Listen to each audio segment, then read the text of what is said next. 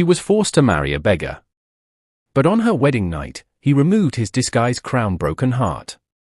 Everyone in the village laughed at her husband. Until he walked into the palace and bowed before the king, face screaming in fear sparkles.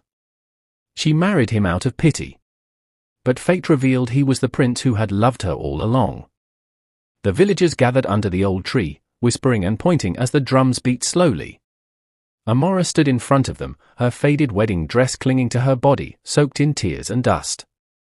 She wasn't marrying for love, she was marrying to save her family's name. Her parents had borrowed money they couldn't repay, and now the only way out was to marry the man who offered to take their debt. A poor man. A beggar. He stood beside her, tall, quiet, his clothes torn, his face half hidden beneath a scarf. Nobody knew his real name, only that he came from nowhere and slept wherever night caught him. Children laughed at him. Men mocked him. Yet, his eyes carried a calm that made even the cruelest gossip fade. As the priest tied the knot, Amara whispered under her breath, "God, why me?" But somewhere deep inside, a strange peace touched her heart. Maybe it was the way the man looked at her, not with pity, but with understanding. That night, the wind blew softly through their small hut. Amara didn't know it yet, but the man she had just married, the one everyone called a beggar, was born to wear a crown. And this marriage, forced by poverty, was about to change both their destinies forever. Before we go further into Amara's story, I want to ask you something. Have you ever loved someone who had nothing, no money, no status, nothing to offer but a genuine heart? Would you still choose them if the world laughed at you? Because that's exactly what Amara did. She didn't know the man standing beside her was a prince. All she saw was a poor stranger, a man everyone avoided. Yet her life was about to become a story no one would ever forget. If you love stories that prove love is stronger than pride, if you believe that true love doesn't need gold or castles to shine, then this story is for you. Broken heart if you've ever been judged because of where you came from, keep watching. Revolving hearts if you've ever loved someone against all odds, you'll feel this one deep in your heart. Crown, and if you still believe that destiny has a funny way of hiding blessings behind pain, stay with me till the end. Because when you discover who this beggar really is, you won't just be surprised, you'll question what love truly means. So before we continue, hit that red heart hash if you believe love can come from the most unexpected places. Leave a speech balloon in the comments and tell me, would you marry someone everyone else calls poor? And don't forget to follow for more true love stories that touch the heart and test the soul. Now, let's go back to where it all began. Amara was the kind of girl everyone in the village knew, not because she was rich or beautiful, but because she worked harder than anyone else. Every morning before sunrise, she carried bundles of firewood on her head, her bare feet covered in dust. Her hands were rough, her clothes simple, yet her eyes held quiet strength. Her father, once a respected farmer, had fallen into debt after a bad harvest. Her mother was sick, her younger brothers hungry. Amara became the pillar of the family, trading sleep for survival. Deep down, she dreamed of a better life, maybe one where she could love freely, not just survive. Then there was Tariq, a quiet wanderer who looked like a man with no home. His hair was unkempt, his clothes worn out, and he carried a small bag that never seemed to hold much. The villagers called him the silent beggar. No one knew he was the lost crown prince of the kingdom, sent away in disguise by his late father to learn what life truly meant outside the palace walls. Their world was far from the city's glamour, a forgotten corner of the countryside, where the smell of wet earth filled the air after every rain, and people lived on hope and borrowed prayers. And it was here, in this poor, humble village, that fate decided to weave a story powerful enough to change both their worlds forever. It was a rainy afternoon when Amara first met Tariq. The sky had opened suddenly, pouring down like heaven was crying with her. She was hurrying home with a heavy basket of firewood when her foot slipped in the mud. The basket fell, the firewood scattered, and she sat there, tired, soaked, and defeated. That's when a shadow fell beside her. A man bent down silently and began picking up the pieces one by one. His hands were rough, his clothes soaked, and his scarf hung low, hiding most of his face. You don't have to help me, Amara said sharply, embarrassed. I know, he replied softly, but it looks like you could use a hand. His voice was calm, too calm for someone used to hardship. It caught her off guard. He didn't speak much, only helped her gather the wood, lifted the basket onto her head, and walked beside her until they reached the edge of her village. Before she could thank him, he smiled, a small, tired smile, and walked away without a word. That night, Amara couldn't stop thinking about him. There was something about his silence that felt heavier than words, like he carried secrets the world couldn't see. A few days later, she saw him again. He was helping an old man fix his broken fence, working without pay. The villagers mocked him, but he didn't seem to care. Why do you help people who can't pay you? Amara asked one day. He looked up, eyes gentle. Because one day, I might need help too. From that moment, something unspoken began between them, a quiet understanding. Neither knew it yet, but that small act of kindness was the beginning of a love that would shake a kingdom. Days turned into weeks, and before Amara realized it, the stranger with the quiet eyes had become part of her daily life.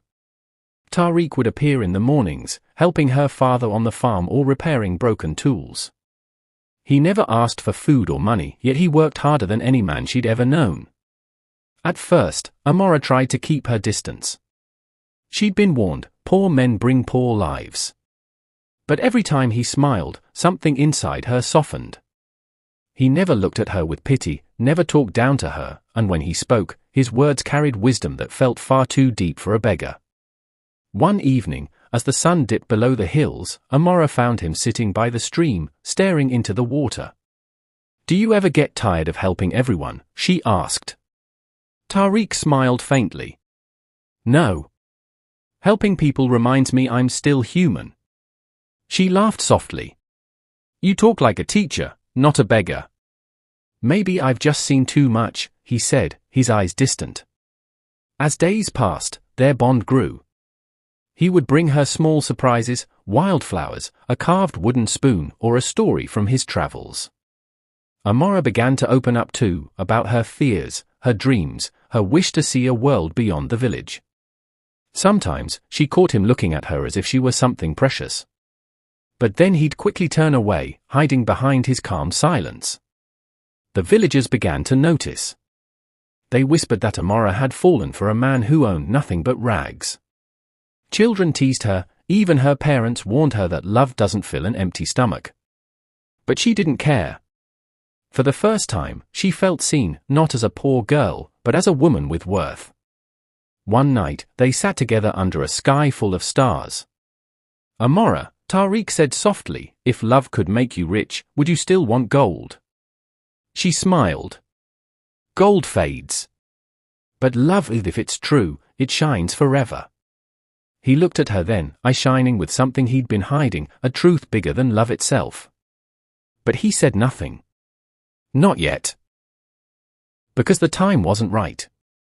For now, all he wanted was to feel what it meant to be loved for nothing, not for a title, not for a crown, but simply for being a man.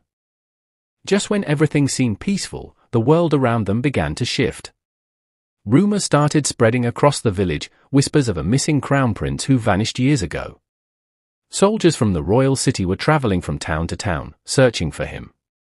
The gossip reached even the smallest corners, and fear began to grow.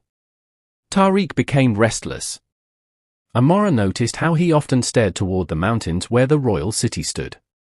Some nights, he wouldn't come home until dawn. When she asked, he only said, "There are things I can't explain yet." Her heart grew uneasy. Then one morning, soldiers rode into the village, armored, loud, and impatient. They spoke of betrayal, rebellion, and a prince hidden among commoners. The villagers panicked.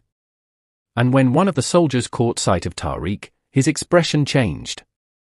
"That face," he whispered. "I've seen it before." Amara froze.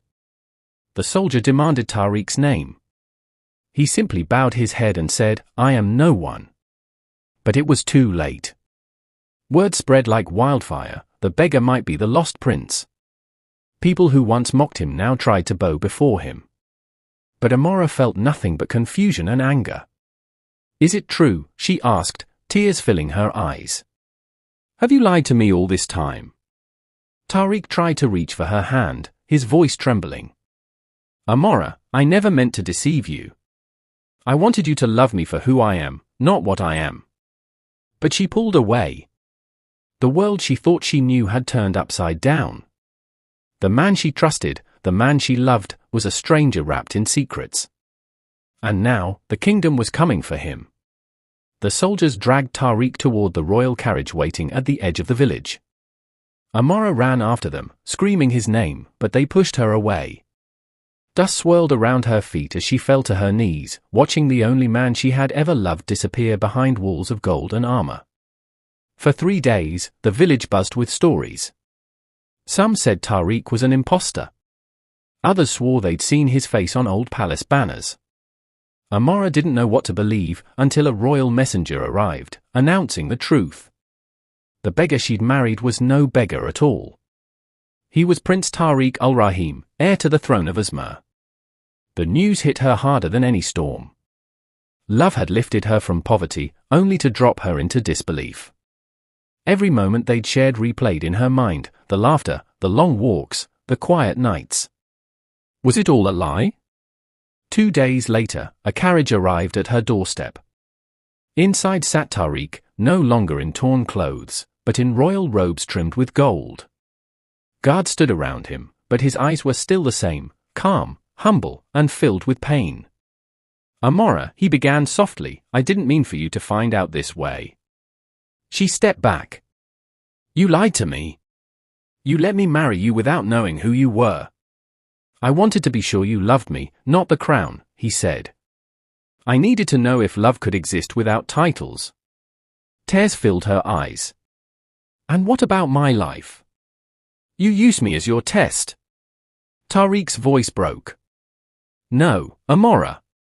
You were never a test. You were my truth."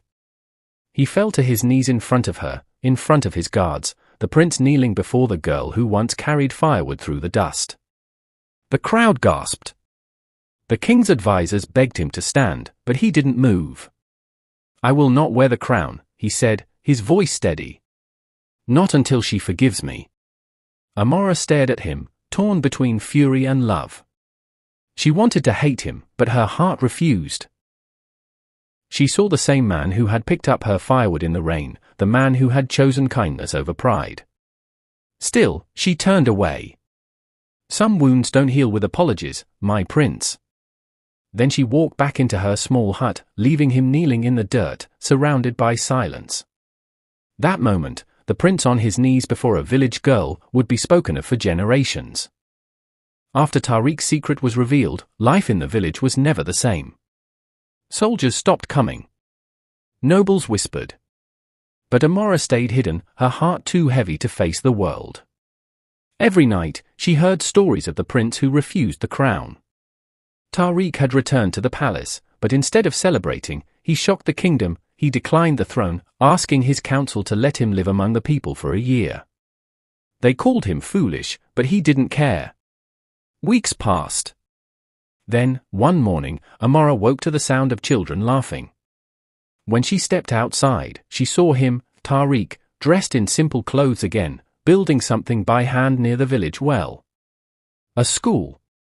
He worked from sunrise to sunset, laying bricks, teaching boys and girls to read, and helping farmers fix their tools. He never looked her way, but every act of kindness whispered what his heart couldn't say out loud, "I'm still here." Her anger began to melt, not all at once, but little by little. She watched how he treated everyone with the same respect he once gave her. One evening, she finally approached him. "Why did you come back?" she asked quietly. He smiled softly. "Because this is where I learned what it means to be human. This is where I found love that wasn't afraid of poverty." Amara's eyes filled with tears. "You could have stayed in your palace." He shook his head. "Without you, it's just a cage made of gold." Silence hung between them, warm, trembling, honest. Then she stepped closer. "You broke my heart, Tariq." I know, he whispered, and I'll spend my life fixing what I broke, not as a prince, but as your husband. This time, his words didn't sound like a promise, they sounded like truth. Months later, they were married again, not in a palace, but under the same old tree where they first said their vows. There were no golden crowns, no royal carriages, only laughter, flowers, and tears of joy. And when Tariq finally placed the simple ring on her finger, he said, "The only crown I'll ever wear is the one your love gave me." The villagers cheered. Amara smiled through her tears. This time, it wasn't a forced marriage. It was destiny rewritten by love, forgiveness, and humility. Love isn't always loud or perfect. Sometimes, it comes wrapped in mistakes, misunderstandings, and second chances. Amara and Tariq's story wasn't about wealth or destiny, it was about seeing the soul beneath the surface. A poor girl who thought she had nothing found love worth more than gold. And a prince who had everything discovered that the world's greatest treasure is a humble heart that truly cares. Tariq once believed power came from a crown. But when he lost everything, he learned that real power comes from compassion, from choosing love over pride, forgiveness over anger. And Amara, she learned that love isn't proven by riches or status, but by how someone treats you when no one is watching. Their journey reminds us that sometimes life hides blessings behind struggle. That the people we overlook might carry the biggest hearts. That love, when real, can bridge any distance, between royalty and poverty, between hurt and healing. So if you ever feel small, unseen, or unworthy, remember this. The right person will see your light, even if the world calls you poor. Because true love doesn't look for crowns. It looks for character. And that, my friends, was the story of Amara and Tariq, a poor village girl and the beggar who turned out to be a prince. Their love wasn't easy. It was tested by lies, pride, and pain. But in the end, they proved something powerful, that true love doesn't chase crowns or comfort, it chooses the heart, even when it's broken. So tell me in the comments, would you still love someone if you found out they'd hidden who they really were? For Balloon.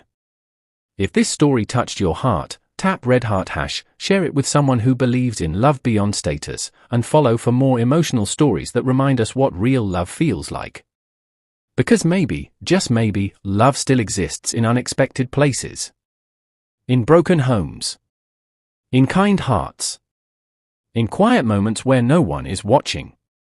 And who knows, your own hidden prince or princess might just be closer than you think. Crown sparkles. Love doesn't wear crowns, it wears scars that prove it's real. Crown broken heart. Sometimes the one you pity is the one destiny sent to love you forever. Ring sparkles. Never judge a heart by the clothes it wears. Because even a beggar might be hiding a prince within. Red heart #crown.